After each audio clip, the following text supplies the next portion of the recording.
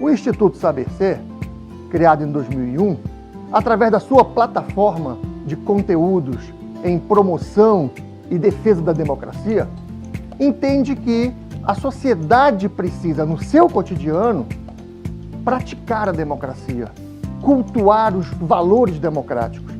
É muito difícil você ter uma sociedade democrática se a família não for democrática, se o local do trabalho não for democrático, se o local dos encontros de convívio não forem democráticos. Então, uma dimensão que a ciência nos oferece para refletir sobre isso é a psicologia. E a partir da psicologia nós vamos entender os desafios de construção de uma sociedade democrática. Quem vai nos falar sobre isso é o professor Manuel de Cristo.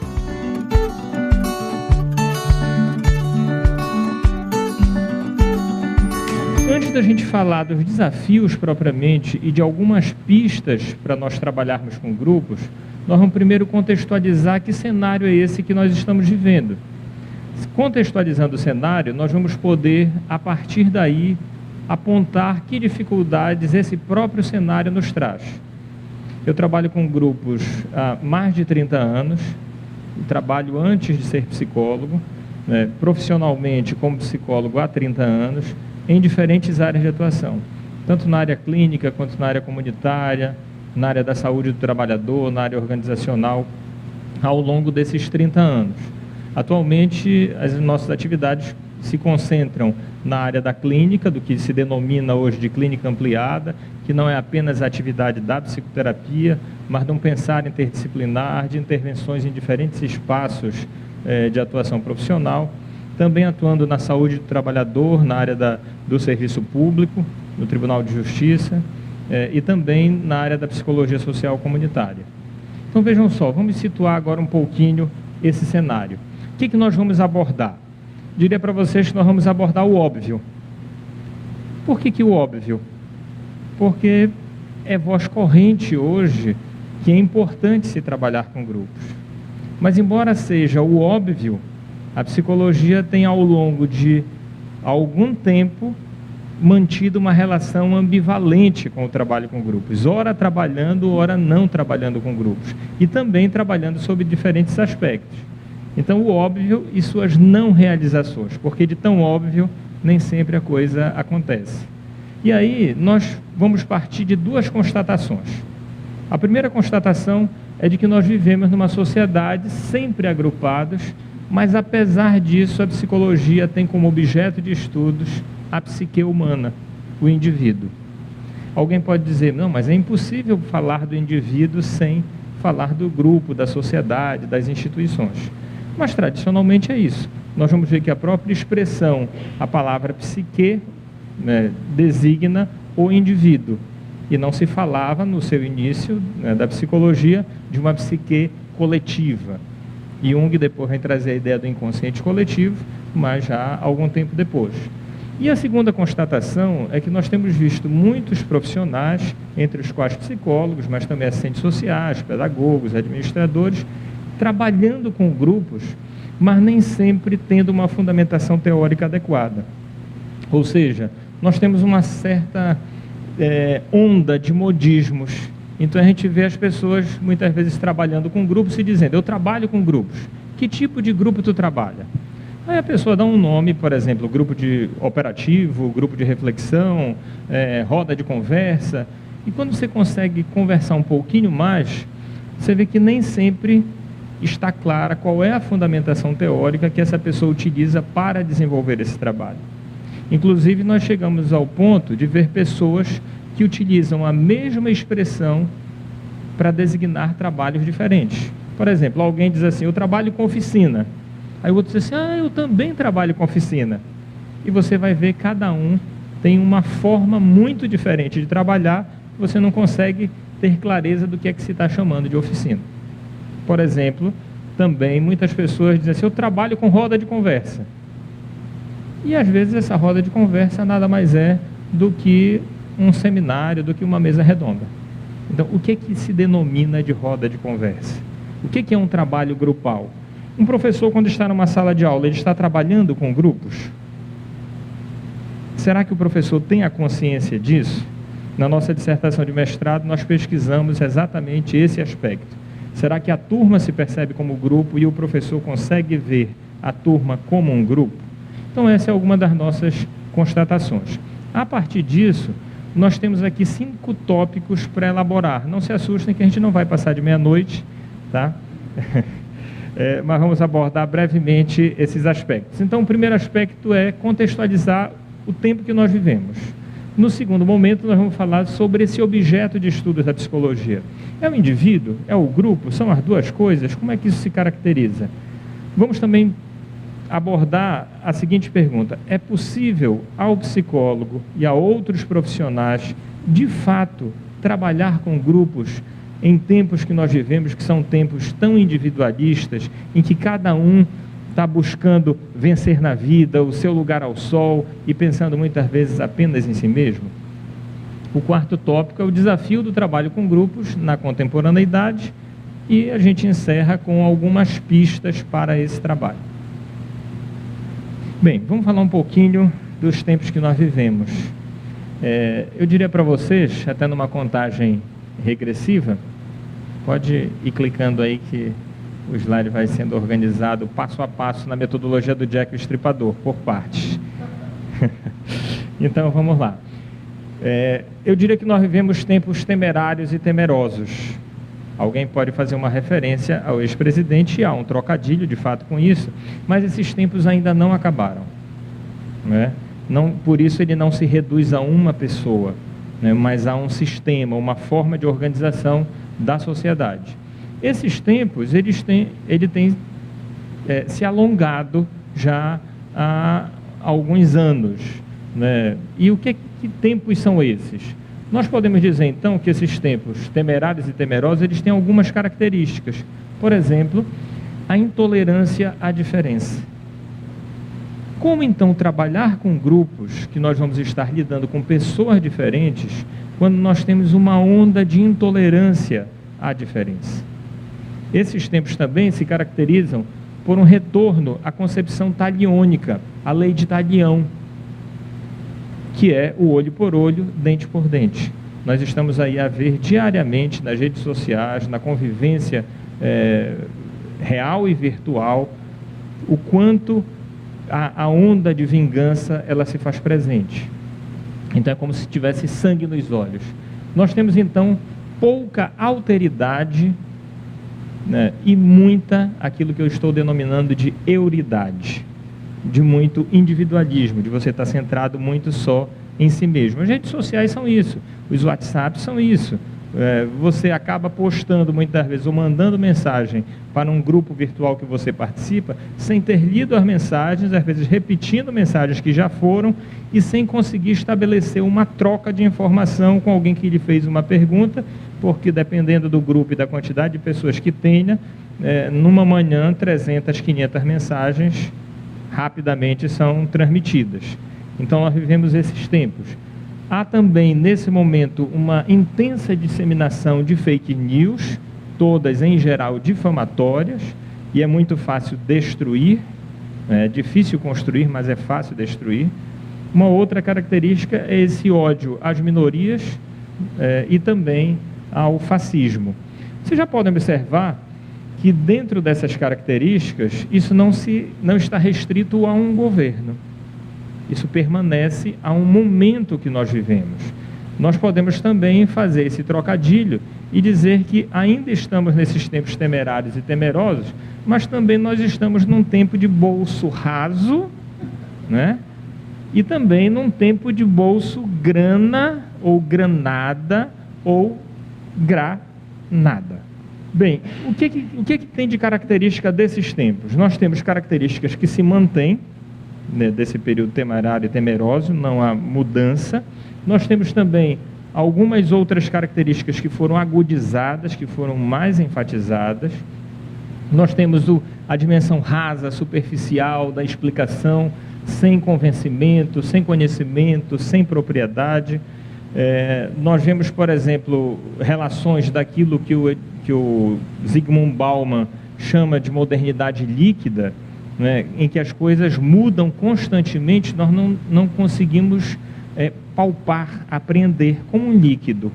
Nós temos então também um fisiologismo, que isso já vem de muitas décadas no Brasil, um toma lá da cá, um é dando que se recebe, distorcendo a oração de São Francisco de Assis, o mudar tudo para não mudar nada. Esse é um movimento institucional. Quando a gente trabalha com grupos, é importante perceber o funcionamento das instituições. Se eu vou trabalhar numa escola, que escola é essa? Mesmo que eu vá trabalhar com uma turma, com a turma 704, essa turma é uma turma de que escola? É uma escola pública? É uma escola privada? É uma escola confessional? É uma escola militar? É uma escola da periferia? É uma escola no centro da cidade? Quais são os seus valores? Quais são as suas crenças? Quais são as suas missões? A partir disso, nós podemos delinear melhor o trabalho e desenhar o trabalho que se vai fazer. Nós temos também explosões factoides. Então, a cada dia, nós temos 3, 4 notícias em que a gente começa a discutir se a gente deve vestir rosa ou azul, e a reforma da Previdência está aí, sendo colocada garganta abaixo. Nós estamos lambendo a bota dos americanos, dando a possibilidade deles virem para cá sem visto nenhum, mas o nosso continua sendo exigido. Então, essa relação institucional de subserviência marca um determinado momento. Isso está presente em várias instituições e pode estar presente também no nosso trabalho. Uma outra característica são as explosões reais, por isso uma granada. Nós temos verdadeiras bombas que nós estamos vivendo nessa contemporaneidade. Explosões que vão desde a explosão de um sistema previdenciário, que é colocado como falido por conta das contribuições, tem menos gente contribuindo do que gente recebendo, mas essa é só uma parte da verdade. A Previdência, dita por vários órgãos e instituições, não é deficitária como se apresenta, até porque existem outras contribuições para o sistema, como, por exemplo, o PIS, o COFINS, etc. E essa dimensão tem impactado, por exemplo, na violência. Acabamos de assistir uma transmissão ao vivo de uma matança pelas redes sociais. Acabamos de ver em Suzano também uma situação grave. É óbvio que isso não veio com a posse de arma, que foi, o decreto é muito recente, mas isso segue uma determinada lógica de mais armas e de menos livros, contingenciamento da educação e da saúde por 20 anos, em compensação à liberação. E muitos psicólogos empolgados em poderem aprender a fazer uma avaliação psicológica para o porte de arma, e nós temos que saber mesmo fazer, mas sem nos indagar sobre o que isso significa. Então, nós temos aqui uma dimensão de uma certa ambiguidade também, uma avaliação que vai ficar valendo por 10 anos. E é possível uma avaliação psicológica ter a validade de 10 anos? O feminicídio tem apontado que mesmo sem arma nas casas, a maioria dos assassinatos a mulheres foi cometido por armas de fogo. Nós vamos ver isso daqui a algum tempo. Eu espero estar errado, e que a gente possa fazer um outro movimento coletivo em repensar como as coisas estão sendo colocadas. Bem, nós temos uma teocentrização do Estado. Há uma defesa do Estado laico, a Constituição nos coloca isso, mas nós vemos sempre manifestações nesse sentido das mais altas autoridades do país. Nós vivemos, então, tempos líquidos. Bauman, que faleceu relativamente recente, tem várias obras traduzidas para o português, como Modernidade Líquida, Tempos Líquidos, Amor Líquido, Vida Líquida, e ele vai falar dessa sociedade que tem algumas características. Então, o que vai ser colocado? Ele faz uma analogia com a obra O Mal-Estar da Civilização, do Freud, e ele escreve O Mal-Estar da Modernidade. Então, numa espécie de uma paródia, ele vai dizer o seguinte: o Freud dizia que na Idade Moderna, os seres humanos trocaram a liberdade por segurança. E é interessante, hoje nós vivemos esse dilema. O próprio Bauman falava isso. Nós estamos hoje em busca da segurança, então condomínios fechados, carros blindados, etc, etc, mas com isso perdemos a liberdade. E quanto mais liberdade nós temos, menos segurança nós temos. Esse é um dilema que não tem muito como fugir, segundo Bauman. Esse é um dilema da existência humana. A luta entre liberdade e segurança. Bem, o excesso da ordem, da repressão, da regulação do próprio prazer gerou um mal-estar da civilização, um sentimento de culpa que vem em decorrência de você não poder expressar desejos, sentimentos e afetos. Então nós vivemos essa modernidade líquida em que nós temos a sensação de liberdade individual, como se ela tivesse sido atingida, todos se sentem mais livres para fazer o que quiserem, matar, roubar, enganar, ludibriar o outro, e nós agimos então conforme o desejo. Só que essa liberdade é uma liberdade muito voltada para si mesmo. Não existe liberdade sem responsabilidade. Eu só sou livre quando sou capaz de responder por aquilo que eu faço. A palavra responsabilidade do latim vem de responsa, ou seja, eu sou capaz de dar uma resposta àquelas situações que a vida me apresenta e a maneira como eu me porto nessas situações. Vejam, nós vivemos então tempos líquidos em que nada foi feito para durar. Há algumas décadas atrás se comprava uma geladeira e 30 anos e alguns talvez ainda tenham suas geladeiras até hoje. Nós vivemos aquilo que no capitalismo se chama de obsolescência programada. Então você compra um celular, por exemplo, e não dá mais para trocar só a bateria. Há muito tempo, aliás, não dá para trocar só a bateria, né? Você tem que trocar tudo. Então tudo é feito para não durar. Esses tempos líquidos também fazem com que as nossas relações adquiram essa superficialidade. Então, quando eu falo do tempo do bolso raso, também tem a ver com isso. Nós não conseguimos aprofundar relações. Então, como trabalhar com grupos, construindo vínculos entre as pessoas, se nós vivemos numa superficialidade? O Pichon Rivière fala que o vínculo é a presença minha dentro do outro e do outro dentro de mim. Ou seja, eu tenho uma representação do outro, o outro existe para mim e eu existo para o outro. Isso é o vínculo, é quando a gente se vincula. Nós podemos ter vários tipos de vínculo, não só vínculos sadios, mas também vínculos patológicos. Ou seja, esses vínculos estão sendo demarcados também por esse novo momento que nós vivemos das novas tecnologias. E nós não temos como fugir disso, isso é uma realidade. Nessa modernidade líquida, tudo é propenso a mudar com rapidez e de forma imprevisível. Com isso, há uma ênfase, então, ao individualismo, à fluidez, à efemeridade das relações. Aquilo que eu cheguei a denominar de instagramática das relações. Ou seja, nós vivemos da imagem, dos Instagrams ou da instagramática. A gramática que determina as regras das nossas relações é a do instantâneo, é da fluidez, da rapidez, seguindo os parâmetros da modernidade líquida do Bauman. Então, se a gente observar, um líquido ele sofre mudança constante sem que nós consigamos aprisionar a sua forma. E assim também estão as relações. Tá? As relações estão se tornando cada vez mais frágeis e os laços humanos estão se desfazendo. É curioso que, por exemplo, o CRAS, ele tem como um dos objetivos, os Centros de Referência em Assistência Social, o fortalecimento das relações familiares. Quando fala isso, está falando do fortalecimento dos laços humanos, dos nós humanos. Então, como fazer um laço sem um nó que amarre? E claro que dependendo do nó, ele pode dar uma sustentação de base ou ele pode sufocar. Ele pode também matar. Nós temos vários tipos de nós.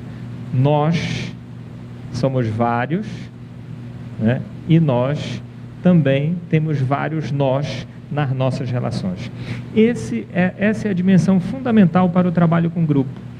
Não adianta, por exemplo, para o psicólogo, mas nós poderíamos pensar em qualquer outra profissão, estou focando aqui mais na psicologia de maneira mais específica, pensar em trabalhar, por exemplo, a subjetividade, o comportamento do indivíduo, o psiquismo, se não pensarmos nos nós que diariamente nós amarramos, que nós atamos com os outros. Os nossos conflitos, as nossas dificuldades, todas são decorrentes das relações, dos laços, dos lações de embrulho, de presente que nós fazemos, né, e que nós fazemos de novo, por isso são elas voltam, né, são decorrentes das relações, dos conflitos relacionais. Todos, podem pensar, conflito na família, conflito entre pais e filhos, conflito entre companheiros, conflito no ambiente de trabalho, conflito na vizinhança, sempre a partir de relações. E nós, às vezes, insistimos em pensar o indivíduo dissociado disso. Ou quando muito, que hoje é praticamente impossível alguém dizer que não dá para falar disso, do indivíduo, do comportamento do indivíduo, sem o social, fica o social alguma coisa muito vaga. Mas como é que, do ponto de vista prático, nós trabalhamos a subjetividade nessas relações? Como é que esse social comparece na construção da subjetividade e na expressão dessa subjetividade? Esse é um desafio. Então, as tecnologias atuais, elas acabam mudando a noção de tempo e de espaço. O tempo se sobrepõe ao espaço. Então, por exemplo, nós podemos agora nos movimentar sem sair do lugar. Está sendo gravado para depois estar na plataforma do Instituto Saber Ser, mas poderemos estar fazendo uma transmissão ao vivo e estar em qualquer lugar do planeta sem ter saído daqui, sem ter alterado, né, o lugar, e nós, pela dimensão do tempo, ele se sobrepôs. Então, o tempo líquido, ele permite esse instantâneo e esse temporário. Nós vivemos, então, hoje, grupos virtuais. Coloquei apenas alguns aqui para que a gente possa ilustrar, né? WhatsApp, Instagram, Face, Twitter e vários outros que nós temos. Bem, essa é uma realidade que nós não tínhamos há um tempo atrás. Então, nós vivemos hoje uma fronteira no espaço real e no cyberespaço. Nós vivemos uma telerealidade. Você viaja, vai para um determinado local e você grava, filma, posta, e agora não basta bater a foto, você tem que bater a foto e postar ao mesmo tempo. Então, nós vivemos hoje modos de subjetivação que vão deixando marcas no nosso próprio corpo, seja na maneira de nós nos alimentarmos, seja na maneira de nós nos relacionarmos com o outro, na maneira de nos posicionarmos no mundo. Não há tempo e espaço como nós vivíamos, né, na concretude. Hoje não há essa concretude. O que é real, o que é imaginário, o que é fantasioso? Nós vivemos, então, a telerealidade. O Muniz Sodré, que é um pesquisador importante da área da comunicação, foi orientador da minha dissertação de mestrado, tem vários livros sobre isso. Tem um livro interessante chamado A Máquina de Narciso, bastante interessante, que ele mostra o simulacro da realidade. Nós vivemos uma simulação da realidade. E a palavra tele tem a ver com distância, telefone, televisão, né? Telencéfalo é a parte do nosso cérebro responsável por nos dar uma noção da distância que nós temos dos objetos, das pessoas, a nos orientar. Nós vivemos então uma relação com o abstrato, com o impalpável, com a fantasia, com o pensamento, com a imaginação. Então nós vivemos experiências incríveis. Quantas vezes vocês já riram sozinhos, sem que alguém os tenha acusado de estar num pensamento delirante, né, ou de estar ouvindo alguma voz, né, com alguma alucinação, mas simplesmente porque estávamos ao celular e contactando com essa outra realidade e rindo ou aborrecendo. É muito curioso a gente ver as pessoas. Semana passada eu quase que caio aqui no estacionamento da UNAMA, exatamente por isso, de cabeça baixa andando. Quando me espantei, eu estava entrando no arbusto lá e por sorte eu não caí, né? Isso acontece. Vivemos então essa telerealidade e uma desmaterialização do corpo. Alguns falam também da desterritorialização. Tá? Bem, há um desaparecimento então do interesse na relação com o outro, com o concreto. Vocês podem dizer, mas professor, e o grupo? Afinal, vai entrar ou não vai na história? Bem, exatamente contextualizando essa realidade que a gente pode pensar as dificuldades que se tem hoje para se trabalhar com grupos, quando O grupo, diferentemente do que dizem vários autores, que ele funciona como uma galeria de espelhos, porque eu posso me ver no outro, seja pela semelhança, seja pela diferença, o grupo hoje tem essa dificuldade, porque como é que eu vou ver o outro se eu só estou vendo a mim mesmo? Como é que eu vou ver o outro e ter paciência para a escuta se nós estamos muito rápidos, muito fluidos e querendo respostas imediatas?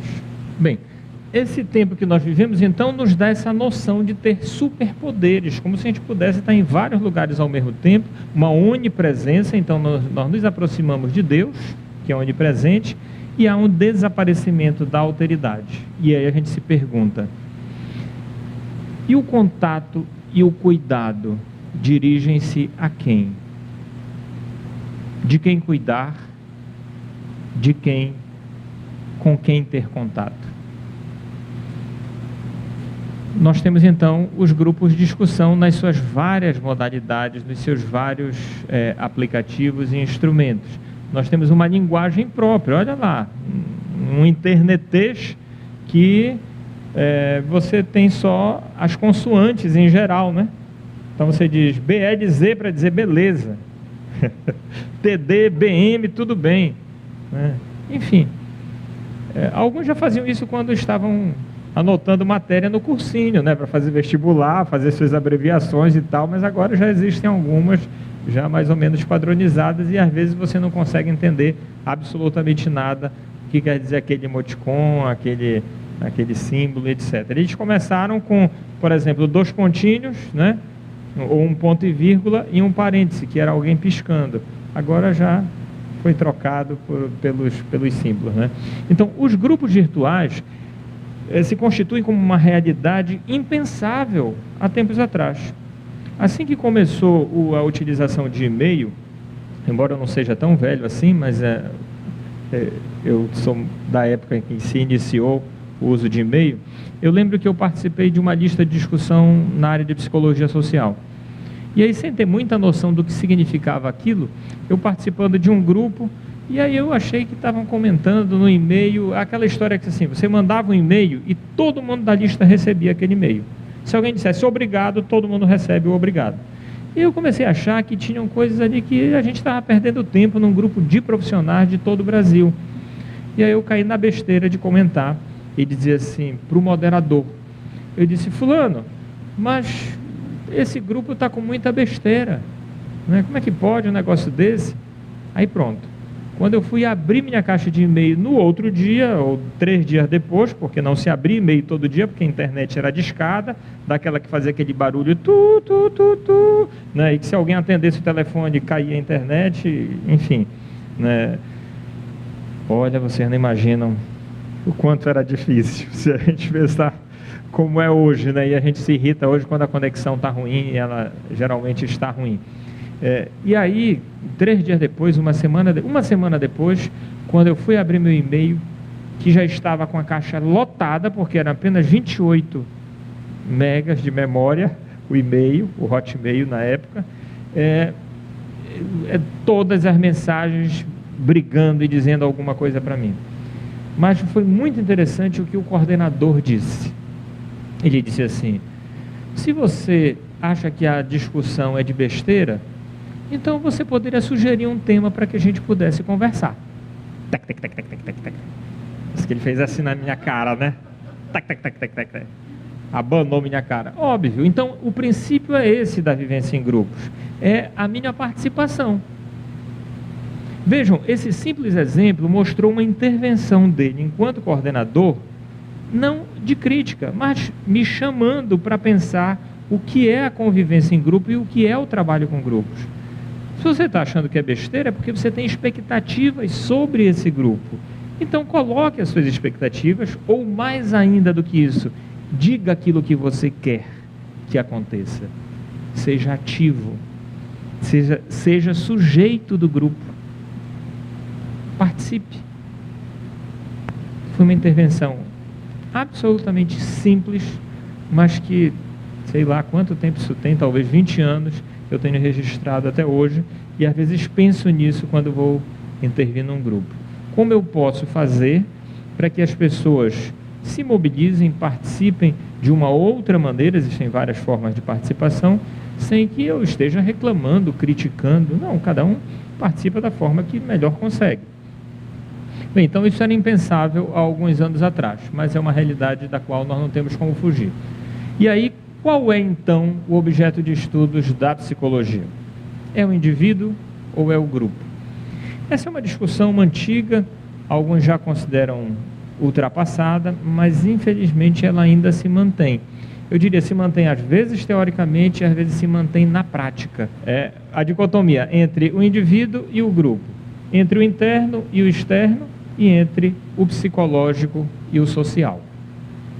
Então, o psicólogo trata do psicológico, trata do interno, e o assistente social, o sociólogo, o pedagogo, os outros vão tratar do externo, do social, do grupo, certamente nessa dicotomia, e tratando indivíduo, interno, psicológico, grupo, externo e social como categorias isoladas e dissociadas, como se fosse possível a gente lidar com um sem lidar com o outro. Mesmo que eu não tenha consciência, quando eu intervenho sobre uma pessoa, eu estou intervindo no grupo, porque o grupo é feito de nós, de vínculos, de relações. O Moreno, Jacó Levi Moreno, criador do psicodrama, fez um estudo sobre isso, sobre essas relações. Ele criou um teste chamado teste sociométrico, em que ele identificava como eram as relações entre as pessoas no grupo. Elas existem. Se nós conseguíssemos identificar feixes de luz saindo do nosso corpo, de várias cores, nós veríamos aqui essas conexões que nós estamos estabelecendo. Então, se eu brigar com alguém agora, eu não estou brigando só com essa pessoa, eu estou brigando com ela e com sua rede de relações. Quando eu brigar com ela, alguns vão dizer assim: toma-te, bem feito. E outras vão dizer assim: por que o senhor falou isso? E vão se aborrecer, e vão se doer, vão se condoer por ela, porque nós estamos interconectados mesmo antes das redes sociais, mesmo antes da web, nós já estávamos conectados. Fuchs, baseado, que é um grupo analista, baseado em autores gestálticos, ele vai mostrar que, assim como o nosso cérebro é feito por conexões, por nós, a nossa vida no cotidiano é feita por esses nós, por essas conexões. Então, são essas conexões que importa que nós possamos estudar. Criou-se, então, esse dilema entre essa separação do interno, do externo, do indivíduo e da sociedade. A origem da psicologia, como eu dizia no início, vem de uma palavra grega que eu não vou tentar pronunciar aqui, né? Porque também nunca estudei o grego, mas fui lá vendo o dicionário de etimologia. Significa alma, indivíduo. E na história da psicologia, nós temos, na história, no seu nascedouro, duas concepções. Uma que diz que o indivíduo é determinado pelo interno, o determinismo psíquico da psicanálise, que vai falar do inconsciente, do interno, do intrapsíquico, e outra que vai falar que o indivíduo é determinado, condicionado pelo externo, que ele é um organismo que responde aos estímulos que lhe são apresentados, numa visão comportamental behaviorista. Claro que aqui quem possa entender de psicanálise e de behaviorismo vai dizer: professor, mas não é mais assim nem na psicanálise nem no behaviorismo. Verdade, mudou, ainda bem, mas começou assim. Começou e nós temos ranços, né? Às vezes essas coisas se mantêm sem com que a gente se dê conta, né? Entre essa diferença entre o interno e o externo. Isso não foi só na psicologia, isso era na ciência de uma forma geral. Nós temos aqui esses dois autores, Comte e Durkheim, que também, na mesma época que a psicologia tentava se tornar uma ciência autônoma, lá na Alemanha, 1879, no laboratório em Leipzig, naqueles experimentos, foi a época que Comte e Durkheim também tentavam fazer com que a sociologia fosse considerada uma ciência. E o modelo de ciência era um modelo quantitativo, de mensuração, de observação. E para os dois, os fenômenos sociais não poderiam ser reduzidos às leis psicológicas. Ou seja, nós não poderíamos explicar a sociedade a partir das leis que explicavam o comportamento do ser humano. Mas por quê? E perfeitamente compreensível, porque na época nós tínhamos uma psicofisiologia. Então, se acenderem essa luz aqui, vai dar uma claridade e nossa pupila vai contrair para proteger da luz. Isso é uma resposta do nosso organismo. Felizmente, depois o próprio Skinner veio e disse assim, não, mas olha, isso corresponde a 1%, 5% do nosso comportamento. Nós somos muito mais do que isso. Muito mais do que um comportamento respondente, nós temos um comportamento que opera sobre o mundo e nós operamos sobre o mundo e a consequência dessa nossa ação sobre o mundo é que vai manter ou extinguir um determinado comportamento. Foi um bom avanço, né? A própria psicanálise também avançou em não ficar pensando só o intrapsíquico, só o interno, a presença do terceiro, do supereu, mostra a presença da sociedade. Freud escreveu 5 obras vinculadas à questão de grupo, de massas, análise do eu e do ego, mal-estar da civilização, totem tabu e outros, apesar de não ter estudado, de não ter trabalhado especificamente, mas deixou algumas pistas importantes, algumas já revistas e criticadas e com outras leituras. Então, havia uma briga nessa época. E aí a pergunta que se coloca é a seguinte, afinal de contas, é possível psicólogos e os demais profissionais trabalhar com grupos? Hoje, nesse tipo de sociedade toda que nós descrevemos aqui, nós diríamos sim, mas também diríamos não. Depende. Depende, por exemplo, de qual concepção nós tenhamos. Então, vocês veem aí 2 imagens, aparentemente 2 imagens de um grupo. Ela vai passar ali e vai ver um outro nomezinho. Então, é possível nós trabalharmos com o grupo se nós entendermos que esse grupo forma uma totalidade e ele está para além do indivíduo. O grupo é uma realidade transindividual, que transcende o indivíduo. Ele não é formado apenas por pessoas. Mesmo com a alteração das pessoas ou a inexistência das pessoas, daqui a pouco, quando a gente terminar aqui, que nós formos embora, o grupo deixou de existir? Nossas famílias deixaram de existir porque nós estamos agora aqui? Então, o grupo transcende o indivíduo. Se nós entendermos por essa ótica, é possível trabalhar com grupos. Se nós entendermos pela ótica de que o grupo é a soma das partes, dos elementos que constituem esse grupo, aí fica mais difícil. Mas apesar de ficar mais difícil, eu diria que é assim que muitas pessoas trabalham. Um exemplo, escola.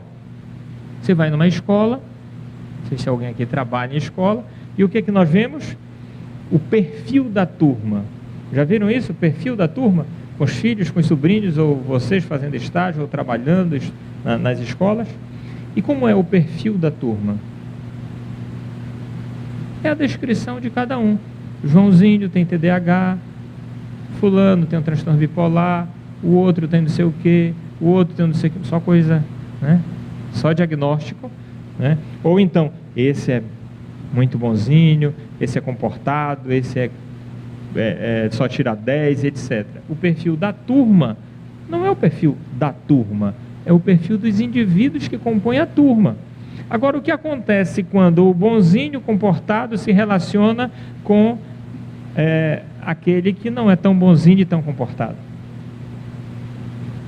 Há um tempo atrás se dizia que não dava para trabalhar grupos, por exemplo, de pacientes psicóticos ou de pacientes com transtorno bipolar, não é? Na época, quando ainda se chamava de psicose maníaco-depressiva, de PMD, se dizia que não era possível porque todos estariam muito agitados. Por quê? Porque se parte da noção da soma. O que acontece comigo quando eu me relaciono com o outro vai ser completamente diferente do que eu nas minhas características individuais, que não são tão individuais assim, porque elas foram aprendidas na relação social, mas que podem ser modificadas. De repente alguém diz assim, olha só como fulano fala, eu não quero ser assim. E às vezes ele pode se dar conta que tem alguém mais falante do que ele, alguém que é tão calado que ele diz assim, mas como fulano é calado, né? Ainda bem que eu falo um pouquinho. Então o grupo tem essa possibilidade do espelhamento, ou seja, algumas pessoas trabalham na ótica individual, só que tendo outros na presença, mas o trabalho continua sendo individual. Ou seja, aparentemente eu estou trabalhando com grupos, na prática eu não estou trabalhando com grupos, eu estou trabalhando com pessoas, que estão juntas umas das outras, mas eu não trabalho a relação. E se eu não trabalho a relação, eu não estou trabalhando o grupo. Agora, eu também posso trabalhar esse grupo como totalidade e me perder, porque eu vejo tanto a totalidade, eu vejo tanto todo, que eu descaracterizo o indivíduo, como se ele também não existisse. Então, ou eu tendo a generalizar e dizer que tudo é do grupo, eu poderia dizer agora assim, olha que plateia interessante, que plateia participativa, atenta, e pode ter alguém cochilando, não vou dizer agora que tem, ainda bem que não tem. Eu generalizei. O todo não são todos. O todo, segundo o clássico Curti-Levin, é diferente da soma das partes. Não é mais nem menos, é diferente. É diferente. Eu gosto muito de usar um exemplo da água, embora seja um elemento, né, diferente de nós, mas de qualquer forma que nos constitui também. A água tem 2 moléculas de hidrogênio e uma de oxigênio. Se nós fôssemos analisar a água como um grupo, nós diríamos que a água tem esses duas pessoas aqui, os 2 hidrogênios, que têm como característica serem inflamáveis. E nós temos o oxigênio, uma molécula, então uma pessoa, o oxigênio, que é comburente, que pode provocar explosão. Então, se eu unir 2 moléculas de hidrogênio com uma de oxigênio, sendo 2 explosivos e um inflamável, quando eu unir os 2, não deu bomba, não deu granada. Ao contrário, a água pode apagar o fogo. Essa relação, no caso da água, se dá pela ligação e pela conexão que hidrogênio e oxigênio fazem. Agora, quando nós estamos num grupo, nós também estamos fazendo conexões, algumas das quais nós não temos a noção do que vai significar. Eu não sei, por exemplo, como vocês vão sair daqui. Se essas coisas que eu estou falando, vocês vão sair contentes, vão sair tristes, vão sair aborrecidos, o que vocês vão fazer com isso? Nós não temos a noção. Agora, com certeza não serão mais os mesmos, nem eu. Porque, como diria o Heráclito de Éfeso, o pai da dialética, nenhum homem pode banhar-se 2 vezes no mesmo rio, porque nem ele nem o rio serão os mesmos. Então, essa relação é que vai constituindo um grupo. Mas nós somos de uma época aristotélica, nós tendemos a classificar. O Aristóteles fazia isso, tornar classes, pegar elementos comuns e classificar. Então nós classificamos, esse grupo é bom, esse grupo não presta, esse grupo é isso, esse grupo é aquilo. E classificamos com características do indivíduo. Esse grupo é impulsivo, esse grupo é tranquilo. Vem cá, qual é a personalidade dele? Década de 60, 70, tinha um livro chamado Complexo de Édipo do Grupo. Bem, quem é o pai, quem é a mãe, aí já fica um pouco mais complicado, né? Então vejam, nós pegamos referenciais teóricos de uma concepção que é individual. Levamos isso para um outro campo, para um outro objeto de estudos, que é o grupo, que ainda que seja composto por indivíduos, é diferente, e tentamos colar e fazer e explicar como se fosse a mesma coisa ao explicarmos o comportamento de um indivíduo. Não é. E por que isso? Nós falarmos então indivíduo ou grupo? Bem, nós temos essa imagem aqui bem singela para mostrar a nossa precariedade, a nossa prematuridade. Então, o ser humano ele é um deficiente instintivo, poderíamos chamar assim. Nós somos expostos a uma série de situações e nós não temos recursos biológicos suficientes na nossa limitação animal para lidar com todas essas exigências que o mundo nos faz. Então, nós não conseguimos satisfazer todas essas necessidades. Daí que nós precisamos do outro. Isso tem a ver com o que os biólogos chamam de uma condição neotênica ou neotenia. Neotenia do grego, neo, quer dizer jovem, e tenia, que se estende. Então são aquelas características que da vida infantil nós permanecemos ao longo da vida adulta.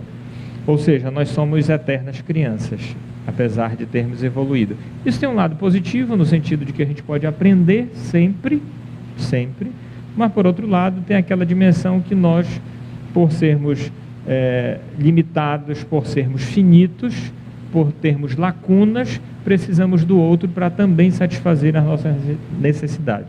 Em janeiro eu escrevi um artigo no caderno do Liberal chamado Onde Mora a Felicidade?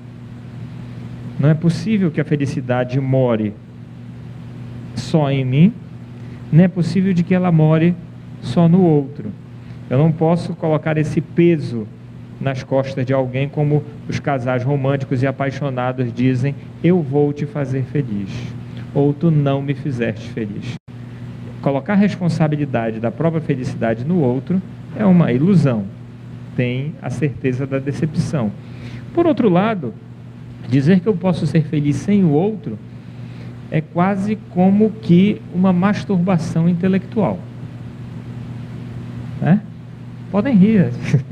É quase como masturbação intelectual, porque é como se você pudesse ter um prazer sozinho e que ele fosse tão pleno quanto um prazer que é estabelecido na relação. É completamente diferente. Tá? Bem, é possível então trabalhar com grupos? Voltamos a insistir na pergunta. E aí a gente pode dizer o seguinte: nós somos seres prematuros. E a nossa maturação ela é feita nas relações, ela é feita fora do útero.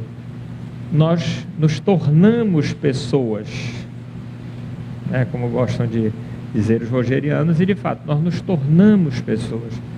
Nós somos animais.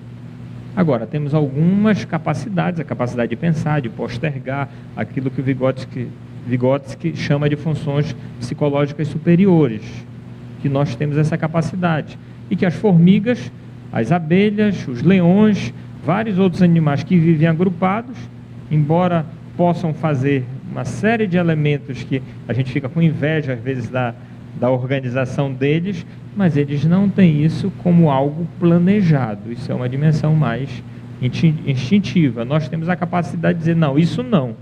Por isso vivemos uma sociedade extremamente complexa. Por isso não dá para dizer isto é do social, como se o social fosse algo homogêneo, uniforme. Ao contrário, o social é formado por contradições, por interesses diferentes, de grupos diferentes, numa sociedade plurifacetada. Então, a presença do outro é que proporciona a constatação de algo que me falta. Até então, eu comigo mesmo posso estar me sentindo feliz.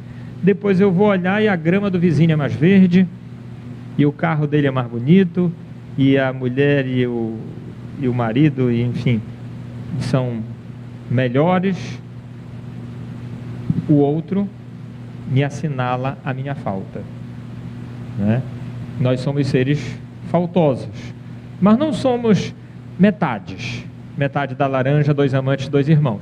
Nós somos inteiros. Agora, somos inteiros, mas inteiros que necessitamos do outro para essa completude. Então nós vivemos uma ilusão de completude muitas vezes. Bem, seguindo adiante, nós podemos dizer então que nós somos fundamentalmente grupais. Nós vivemos permanentemente agrupados. Se nós tivéssemos um extraterrestre que fosse nos olhar, ele ia ficar abismado com a quantidade de tempo que nós passamos junto com outras pessoas. Em todos os lugares, nós em geral estamos agrupados. E mesmo quando nós estamos sozinhos, lá com os nossos botões, com os nossos pensamentos, com os nossos sentimentos, nós podemos dizer que essas emoções, esses sentimentos, esses pensamentos estão relacionados ou são decorrentes das relações sociais que nós vivemos. Ninguém pensa ou sente algo a não ser por um processo de aprendizagem que se deu na relação com o outro. Inicialmente com a mãe, com a família, depois com a vizinhança, com a escola e etc. E hoje, uma subjetividade mediada pelas outras instâncias, como por exemplo a mídia. E aí então a gente insiste na pergunta: é possível trabalhar com grupos? Eu tinha dito para vocês o seguinte: juntar pessoas no mesmo espaço físico não garante a grupalidade. senão uma parada de ônibus, em que a gente vai, todos os dias encontra mais ou menos as mesmas pessoas, já conhece até o cobrador e o motorista, porque é aquele mesmo horário, nós poderíamos dizer que era um grupo. Do ponto de vista concreto, sociológico, sim, mas do ponto de vista psicológico, não. Falta algo. O Sartre chama isso de serialidade, está a produção em série. Bem, nós podemos então, como eu falei ainda agora, trabalhar com o indivíduo apenas, mas numa perspectiva grupal. Então, trabalhar com grupos não é só trabalhar com pessoas juntas. Eu posso até trabalhar individualmente, mas trabalhar numa perspectiva grupal. E pode também ter o contrário. Eu posso trabalhar com um grupo na perspectiva individual ou individualista. Ou seja, eu não estou trabalhando com grupo. Eu estou trabalhando com indivíduos junto de outros grupos. Aquilo que Leon Greenberg, Rodrigues e Mary Langer, são 3 autores latino-americanos, escreveram na década de 70 um livro chamado Psicoterapia de Grupo, e eles mostravam a diferença dos vínculos, do vínculo em grupo, quando você só dá ênfase no indivíduo, no vínculo do grupo, quando você vê a totalidade, e no vínculo de grupo, quando você articula o que se passa do indivíduo com o grupo naquele momento. Então, o que garante ou não a possibilidade de trabalhar com grupos é a postura, é a perspectiva, é a maneira de ver o grupo. Olha só que singelo, né? Então, para trabalhar com grupo, nós precisamos primeiro reconhecer a nossa prematuridade, a nossa precariedade, a nossa fragilidade. Então, nós construímos a nossa identidade pessoal, mas a nossa identidade pessoal ela é sempre uma identidade social. Nós temos nome, mas temos sobrenome. Manuel, Maria, João, tem vários. Podemos até ter pessoas com o mesmo sobrenome, alguns homônimos, mas o que nos dá identidade é não apenas o prenome, mas é o pertencimento a um grupo, a uma instituição. Então, tem uma frase bastante interessante do Leonardo Boff, que ele diz assim: o tu é parteiro do eu. Eu nasço a partir da relação com as outras pessoas. Eu só vou saber se eu sou feio ou bonito, alto ou baixo, né, gordo ou magro, bacana ou não, dependendo dessa relação. Então o outro é que vai me parir, né? E para entender grupos é necessário, trabalhar com grupos é necessário entender a história e aprender com a história, hoje tão desvalorizada, né? Mas aprender com a história significa ver assim, quando é que surgiu o primeiro grupo humano? Os autores dizem que geralmente foi a partir da convivência ao redor do fogo. E ali, ao redor do fogo, surge a linguagem. O ser humano precisou se comunicar para além da sua arte rupestre, dos seus desenhos, dos seus murmúrios, ainda sem construção frasal. Desenvolveu a linguagem. E nós temos aí vários autores, e o Vygotsky, Luria, Leontiev, por exemplo, mostram a importância da relação entre linguagem e pensamento. Você vê que uma criança, quando começa a falar, parece que ela fica mais inteligente, né? Porque o pensamento é a linguagem internalizada. E a fala é o pensamento externalizado. Daí a impossibilidade de nós pensarmos um indivíduo isolado. Porque linguagem é código. E código é construção social, com significados. Mas não apenas com significados, com sentidos. Porque uma palavra no dicionário tem o seu significado, mas ela tem sentidos diferentes que nós atribuímos dependendo dos grupos de pertencimento que nós temos. Nós vamos valorizar mais uma ou outra palavra, desvalorizar mais uma ou outra. Tá? Então, por que nós nos agrupamos? Por que o ser humano se agrupou? O Luiz Carlos Osório, que a Daniele mencionou aqui no início, diz o seguinte, que nós nos agrupamos basicamente por 2 razões. A primeira foi para nós nos defendermos dos perigos da natureza. E a segunda, para nós instrumentalizarmos o nosso domínio e o nosso poder sobre grupos rivais. Então o ser humano era nômade, não dominava as técnicas agrícolas, ele precisava sair de um lugar para o outro. E encontrava um outro grupo, era um grupo rival, como diz o ditado popular, quando você não consegue vencer o inimigo, você se une a ele. Então o agrupamento surge para se proteger, né, tanto da natureza, das intempéries, dos perigos, quanto dos grupos rivais. E aí o Congresso Nacional faz isso muito bem, se é que a gente pode chamar isso muito bem, que são os fisiologismos e, né, os conluios e as uniões de grupos para determinados interesses, para satisfazer seus interesses. Eu costumo dizer o seguinte: infelizmente, nós estamos condenados a viver ou a conviver em grupos, desde o momento que nós nascemos até o momento que nós morremos. Existe algo que nós aprendemos ou precisamos aprender, que é a unir e a separar. Nós nascemos de uma união, depois nós separamos no nascimento, que Otto Rank chama do primeiro trauma, né? O trauma do nascimento. Separamos. Mas ao separar do útero materno, aquele lugar aconchegante que nos dava tudo, sem nós precisarmos fazer esforço nenhum, nós nos unimos a um grupo que vai nos aconchegar. Depois entramos, por exemplo, na escola, e aí separamos da casa, temos que sair da casa, que geralmente os pais sofrem mais do que às vezes as próprias crianças, né? Será que vai chorar? Será que vai não sei o quê no primeiro dia de aula? Não sei se a criança vai, mas o pai, a mãe, ou sei lá, a avó, às vezes vai, né? E vai separar, mas vai separar para unir. E depois muda de turma e de professor e assim por diante. Nós estamos agora unidos, daqui a pouco vamos separar. É o desafio da convivência, né? Então, o espaço grupal é o espaço do encontro e o espaço dos desencontros. Quais são os desafios que nós temos, então? Então, o primeiro desafio é o desafio da convivência humana. Nós somos inseridos numa família. Esse é o primeiro desafio. Ao nascer, nós somos inseridos numa família. Uma família que, seja ela biológica ou socioafetiva, não escolheu quem nasceria. E também a criança não escolhe a família que vai nascer, seja, como eu disse para você, biológica ou socioafetivamente. Então esse é o primeiro desafio. Por quê? Porque isso nos coloca um imperativo ético. Nós temos que conviver com alguém e vamos ter que aprender a conviver com essas pessoas. Grupos de adoção, por exemplo, dizem assim, quando alguém diz: ah, papai, disseram que eu era adotado e tal, aí diz assim: você é adotado, sua mãe é adotada, seu irmão é adotado. Nós adotamos as pessoas para nós convivermos. Algumas nós não queremos conviver, não adotamos, não trazemos para a nossa vida.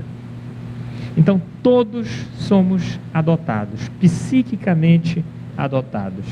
Se não fôssemos adotados, como vários não são, nós sofreríamos. Porque o que me dá a identidade de ser filho, ou de ser pai, ou de ser mãe, é o vínculo, é o afeto. Novamente, vínculo, afeto. Nós somos feitos de nós. Então, daí vem a origem. Por que é o imperativo ético? Porque a palavra ética vem de ethos, e os gregos escrevem com E maiúsculo e com E minúsculo, para significar casa, moradia, espaço físico, mas para significar também a maneira como se vive nessa casa. Então a ética diz respeito ao cuidar da casa, da maneira como você vive. Isso em qualquer lugar, qualquer que seja a nossa casa. Isso nos coloca também a dimensão da intimidade. Não existe nada melhor e nada pior do que a intimidade.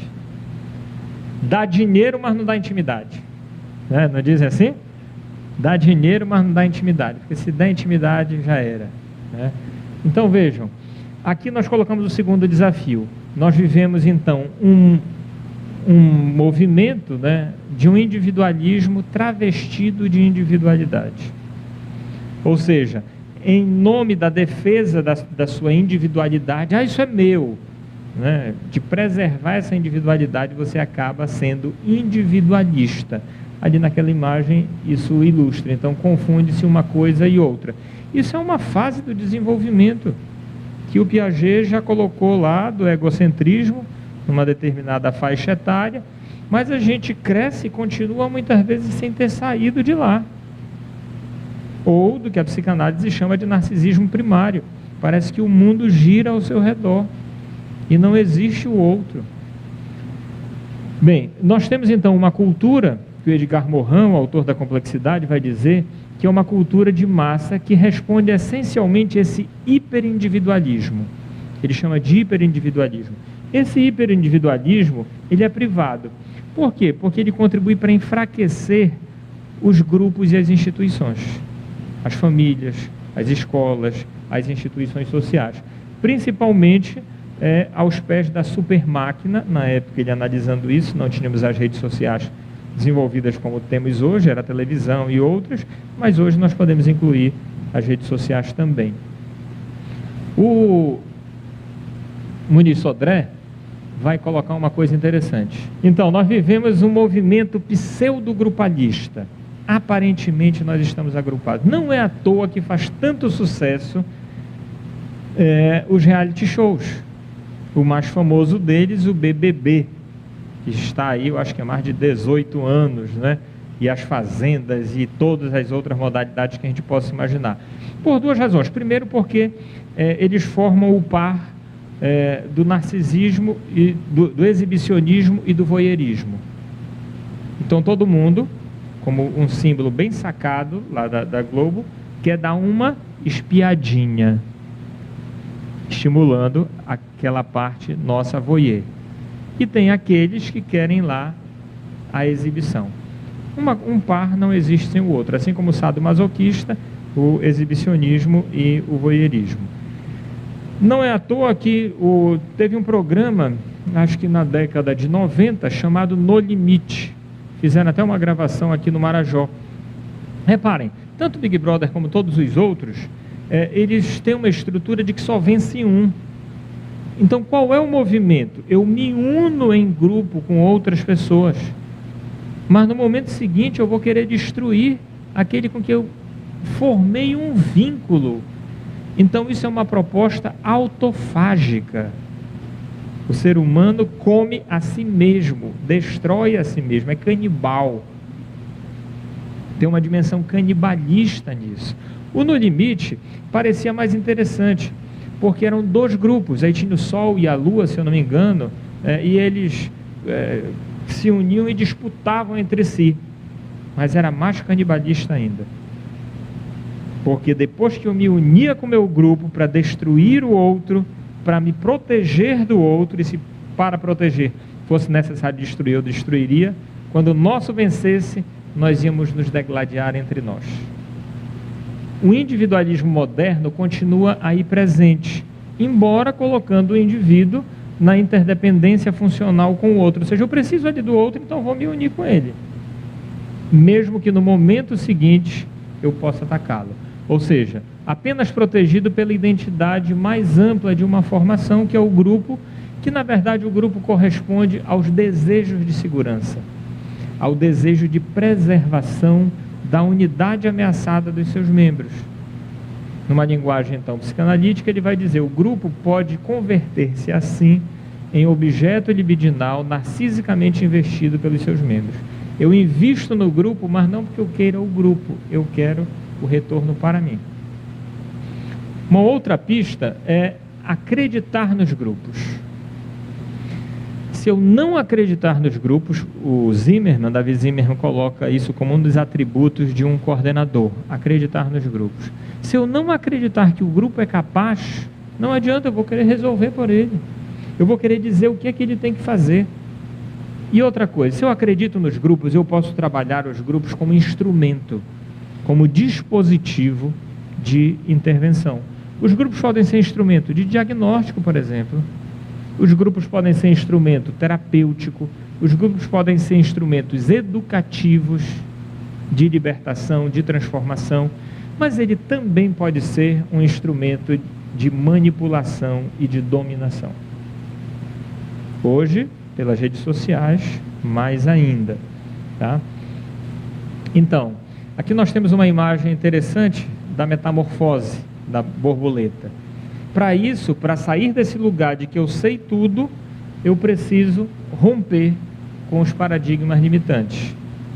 E para eu me transformar, eu vou ter que abandonar aquele lugar que eu estou acostumado. Daí o sexto desafio, que é viver a dimensão grupal da interdisciplinaridade e das suas consequências. Hoje, dificilmente alguém trabalha sozinho, trabalha em equipe. Hospital, empresa, escola, qualquer instituição, você trabalha com equipe. Então eu preciso trabalhar essa dimensão da convivência com o outro, aceitar o não saber. E não tem porquê eu não perguntar algo que eu não sei. O sexto desafio, sexto e o sétimo juntos, é lidar com as equipes. Lideranças em geral. A gente fala das lideranças populistas que nós temos no nosso país há anos, há décadas, muitas lideranças populistas, mas nós temos também isso nas nossas equipes, lideranças centralizadoras, lideranças autoritárias, e isso nos remete ao outro desafio, que é destravar aquilo que eu chamo de comunicação Tupperware. É aquela hermeticamente fechada, né? Que não entra ar, não entra nada. Então, você tem o economês, o psicologuês, o mediquês, e dentro da psicologia nós temos ainda as abordagens. O oitavo desafio, nossa, olha só que imagem interessante, é o medo da perda da identidade profissional. A convivência numa equipe interdisciplinar nos faz isso, perder a identidade profissional. Aí a gente se amarra naquilo que nós aprendemos. Como é que age um psicólogo? O que é que faz um psicólogo? O que é que faz um médico? O que é que faz assistente social, enfermeiro, terapeuta ocupacional, nutricionista e etc. Nós seguramos o nosso território e aí não permitimos, porque temos medo de perder a identidade profissional. Vejam, não é eu buscar a diferenciação pelo medo de perder a identidade, porque no momento que eu compartilho com outra, minha identidade ela é transmutada, não vai ser mais a mesma que eu tinha, vai ser uma nova. Como na convivência com o grupo, quando eu aprendo com outro, eu não sou mais eu sou outra coisa. Então eu deixei de ser o que eu era para ser um outro, mas eu continuo sendo eu mesmo.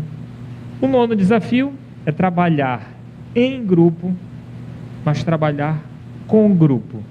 Trabalhar com grupo é perguntar para o outro assim: o que é que tu achas disso que ele está dizendo?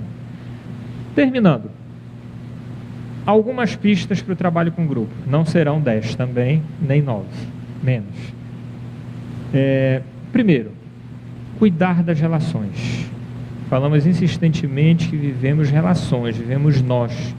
Então, cuidar das relações. Cuidar das relações em equipes, sobretudo as interdisciplinares. Não grupalizar, totalizando, como se o indivíduo não existisse.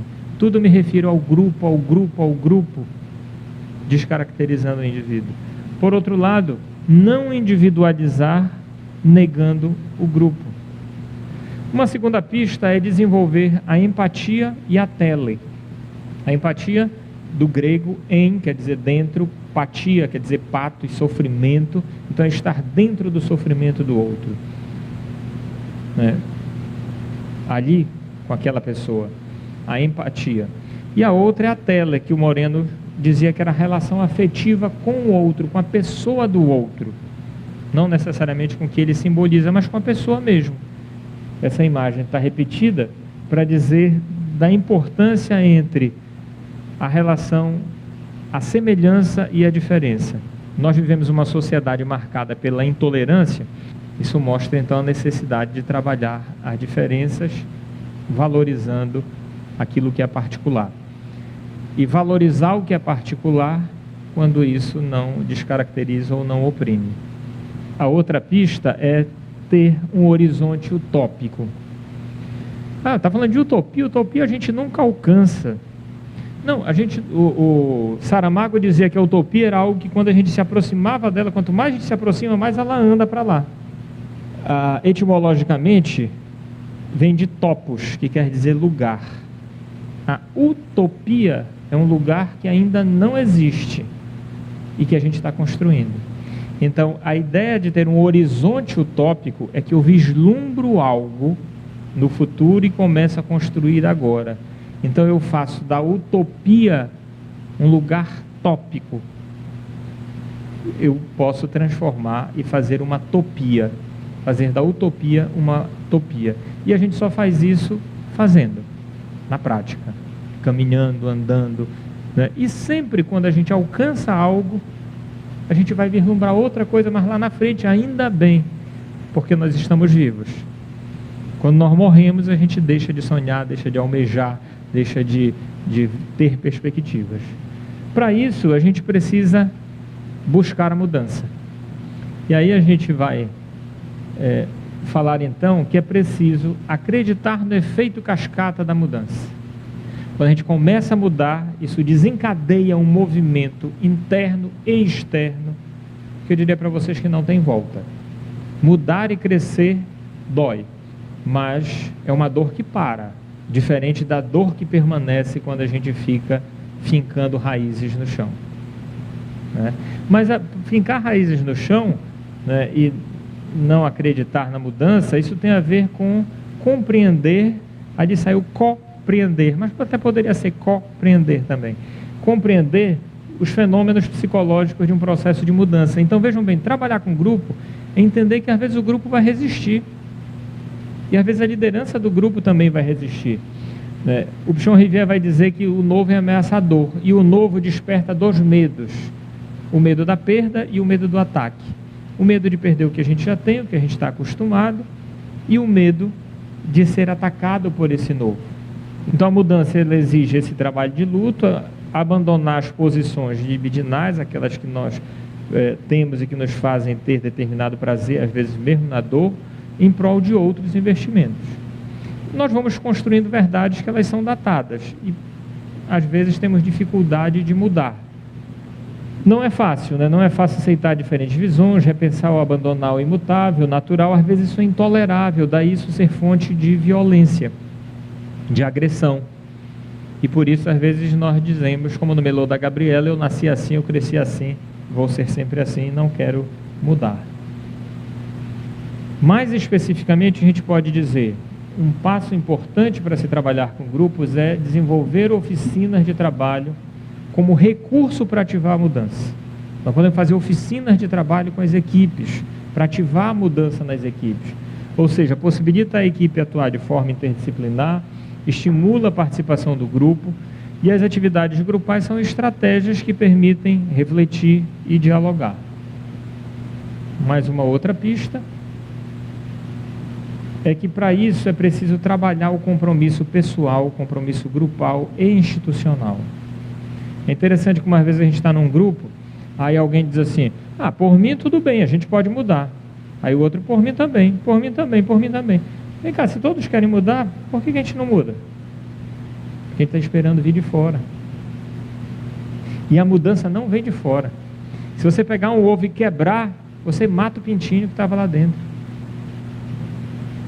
A mudança, como a vida, vem de dentro. Agora, vem de dentro pela relação que estabelece com o que está fora. Pelo aquecimento, pela proteção, né? Às vezes até prematuramente você nasce, mas depois você adapta. Então é necessário desenvolver esse compromisso. Uma outra coisa importante: reunião sistemática de equipe. Como as equipes não reúnem? Por quê? Porque não dá tempo. Não tem tempo, não pode, não dá. Nós nos tornamos autômatos, mecânicos. Precisamos entender que reunião bem coordenada, com objetivo claro, sem divagação, sem ficar discutindo o sexo dos anjos, ela é necessária para as equipes.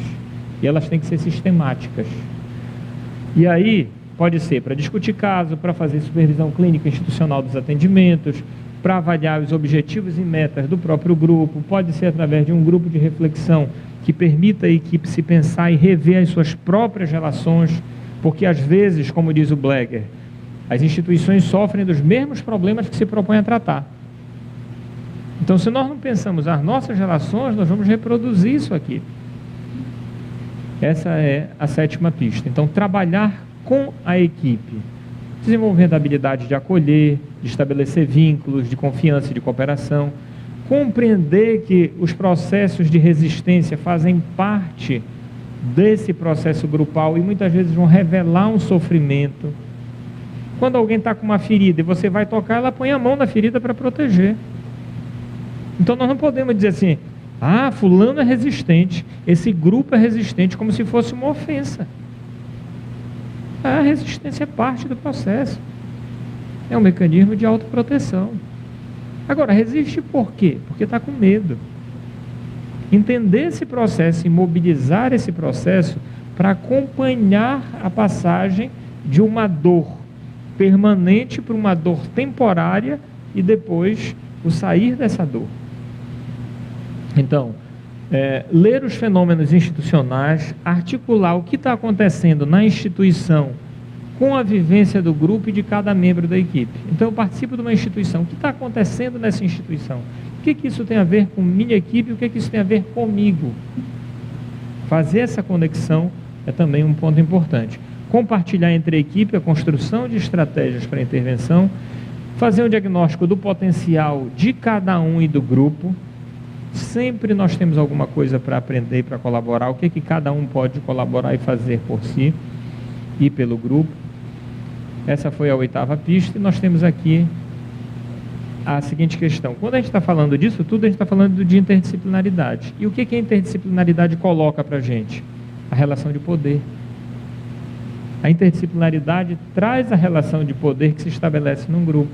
E às vezes não se quer perder espaços. A saúde mental, por exemplo, perto de outras áreas da saúde, conseguiu avançar bastante no trabalho de equipe.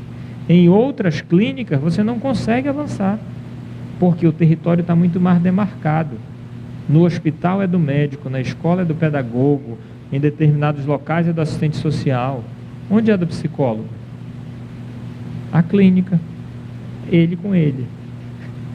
E aí? Aí ele vai para um outro lugar e é mobilizado também nisso, porque ele era soberano, sozinho. Agora ele tem que dividir com os outros que não querem abrir espaço. Isso é também um trabalho de construção com o próprio grupo.